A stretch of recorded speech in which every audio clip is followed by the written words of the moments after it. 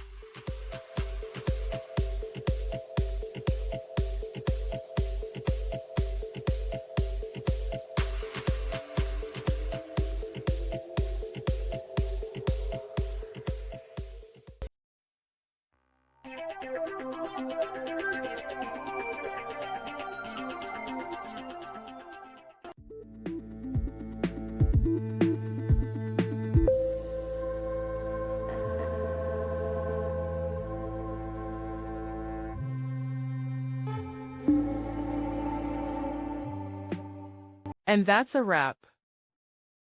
I hope you found the answer you were looking for. If you did, take a second to hit that subscribe button. It really helps out. And let me know in the comments which solution worked best for you. See you next time in the debug zone.